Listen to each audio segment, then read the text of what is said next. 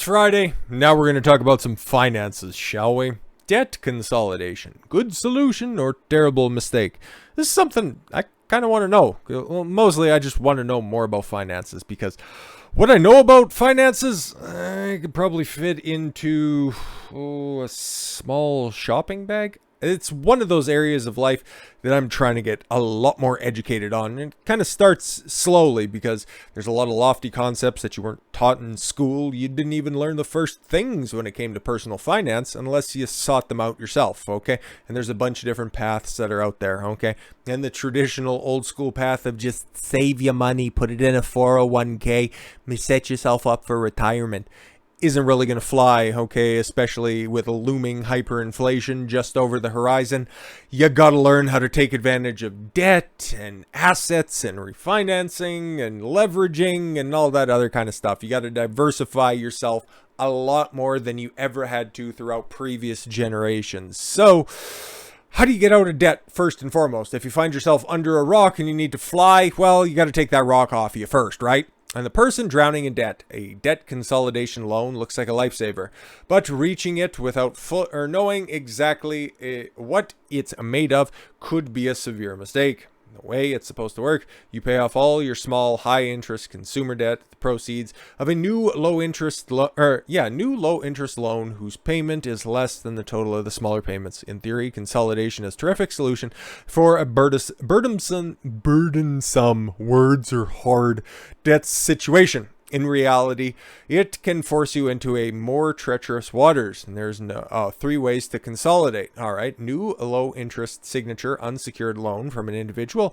a bank, or a credit union. If you can get these, the debt consolidation is ideal. Yeah, interesting. If you have at least a decent amount of credit to your name, it's amazing what creditors will lend you out at. You can also negotiate for a pretty decent interest rate on those too. So it could be worth the while. It could be. If you've already done the legwork to begin with, okay? Transferring all of the balances to a new credit card. Beware of excessive transfer fees or other troublesome conditions burdened in the fine print. Yeah, it's interesting because not that I've needed to, but I've also taken a look at my cards that I have. I've got a couple of different ones that are out there, okay? And then they're always offering, hey, do you want to transfer the balance from one card to another? No, I pay them off at the end of the term anyways. As soon as it's posted, I take it off there and then I just reap the benefits from a low balance and then just constant use of a card. So again, I accumulate my credit score by doing simple things like that. Again, something simple that they should teach you in school, but they don't because they just want to make you a wage slave, so you just eat the bugs and live in the pod. Anyways, the interest on credit cards is always subject to increase, even when it is advertised as a fixed rate. Yeah, that's right there in the fine print, okay? If you miss a payment, if you're late on a payment or something like that. Long story short, if you think that you're an under 20 on your interest rate, okay, you miss a payment or two, you're a little slow on something, your bank doesn't want to process it on time, before you even know it, you could be up at about 23 or 25% interest rate, and those aren't places that you want to be. And then compound on that the credit score hit that's going to be. Ooh, buddy, you're swimming up a strong current without a boat in sight. And number 3, a home equity loan. And that only applies to homeowners, right? Sounds great to pay off your high interest debts with money borrowed against your home's equity. But this only increases the stakes. If you fall behind, the lender takes your home through foreclosure. Ha ha ha. There's one more significant danger to all these consolidation loans have in common. Call it the doubling effect. It's almost if you've ever lost 10 pounds and gained back 20, you'll understand right away. Yo-yo dieting. Okay, quick solutions, long-term problems. Most of the people who pay off all their pesky credit card balances look at the zero balances with a sense of personal accomplishment. They've done something remarkable. They didn't repay their debts, and they're enjoying they didn't repay their debts, but they're enjoying pretending. Interesting. They say they won't use those accounts again, but fail to close them, and they leave them open to build credit or to provide a cushion just in case of emergency. Yes, but then you don't realize that you have all your credit card numbers tendered to all of your online shopping accounts, and then guess what? Right through the roof, right?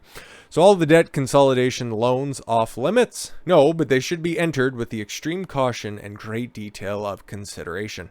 Before proceeding with any debt consolidation loan, make sure you get an honest answer to these hard questions. And there's 3 of them. All right, let's see if I can add anything to the end of this. Is the total consideration of the debt consolidation loan, principal and interest, not only the monthly payments less than the consideration combined for all those debts it will pay off? Interesting. So get a partial debt consolidation loan? Yeah, that doesn't make any sense, okay? Because you leave yourself open for too much wiggle room, and then you just add another bill that you have on your line of credit that's going to weigh down a bunch of different things. Sure, you'll get the benefits if everything all gets paid off, but is it really worth it? Yeah, no, exactly. If you have, let's just say, $20,000 in credit card debt, and then on top of that, you also have student loans on the side. So if you get a $10,000 little debt consolidation fee where you can take down that balance of credit card debts, you can pay off. If you have a Visa and a MasterCard, you can get one to pay off your Visa, okay, but you still have right up at the tippy top of your MasterCard. That's not really going to help you out a bit. That's just going to make your finances even more fragmented and more difficult to pay attention to.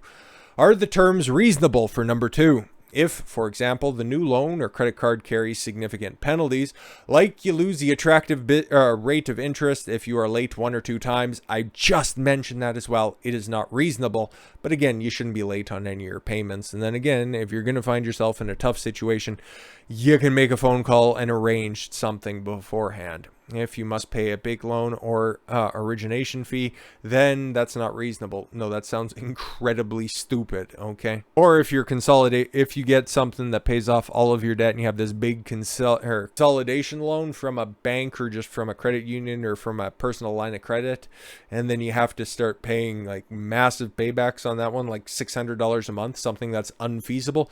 Sure, your interest rate is better to begin with, but then you find yourself in those situations where you're going to end up falling backwards. So yeah, that's where I would elaborate on that one. And then number 3, am I mature enough to cancel the accounts that will be paid off in the consolidation process? Yeah, no, exactly. If you ran up all of those fees to begin with, if you started to apply for like 45 different credit cards, if you have an Amazon credit card, if you have a Costco credit card, if you have a Superstore credit card, if you have a old Macy's card or something like that, if you have all of these different open lines of credit, I would say, like me personally, I don't want to dox myself or anything, but I have an American Express and a MasterCard. Okay, that's perfect because Amex, I prefer my Amex, right? Like I've got, business class membership or one of those ones. It's a nice fancy card. And funny story about that one. I don't think I've ever told the story or anything like that.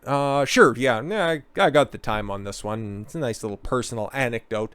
Your status, okay, even when it just comes to a plastic card, it says something, okay? Because it's a pretty expensive, or it's a pretty impressive looking Amex. It's not a diamond card. It's not a black card. It's not any of those, like exclusive 1%er cards with like $100,000 credit limit, okay?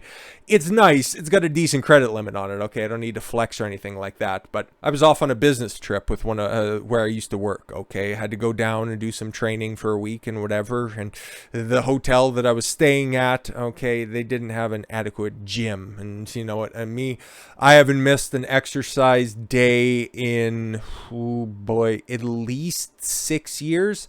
At least 6 years. I can't pinpoint it precisely, but it's been that long. I have to do something every day, otherwise I just feel completely off. And especially not having access to a gym. Well, I was in bumfuck Minnesota. Sorry, I want to keep swearing to a minimum, but you know what? Hey, I was in the middle of nowhere, Minnesota, okay? So I needed an outlet in order to do some cardio and lift some weights. So I ended up signing up for a gym for a temporary little membership, for a week-long membership, got the little punch card and all that stuff. And of course, I had to provide something. It's like, okay, well, it's a 24-hour facility. And okay, if there's any sort of damage that you cause while you're in here, we need to hold you accountable for something. And the girl that was setting me up for the a little temporary membership. She was all nice and chippy. She was a little attractive thing. And you know what? I was working a little game on her, of course. And you know what? Hey, I'd be going in after hours anyway. So, you know, it wouldn't be a weird situation. I don't normally like to hit on girls, even girls that work at the gym while I'm there, because I just want to make this as an impersonal experience as possible. Even when I was a personal trainer full time at a gym, I would keep my interactions to a very, very minimum. Okay. I would have my clients. I would know the people that work at the check-in counter, and that would be it. Okay, that would be all the interaction that was there. It was a purely clinical experience. Okay.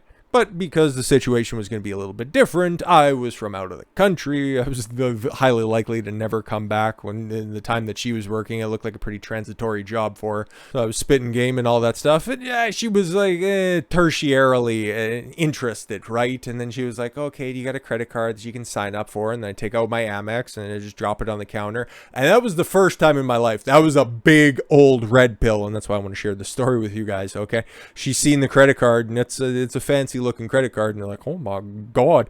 Long story short, I also negotiated for my own private hotel room, and I can let you connect the dots from there. So if you have good credit, if you take good account of your finances, I didn't really learn too much from this article, but it's nice to know, okay, people who are in these situations, and this isn't all about me, this is about sharing some good information, okay? If you find yourself behind the 8 ball and need to get out from that rock that is debt, consider a consolidation loan to get from behind those high interest credit cards, because more than likely, if you fall behind on your payments, okay, because you have such an outlandish amount of debt, you're probably at a higher interest bracket. And you know what? Hey, paying off that, you know, your minimum balance as opposed to your interest that's there, that's also in your paper or your digital printouts as well. If you continue to pay the minimum amount every week, okay, how long it'll take you to pay off your credit card, you would be shocked how many years it would take you to pay off your credit card, okay? Even if you only have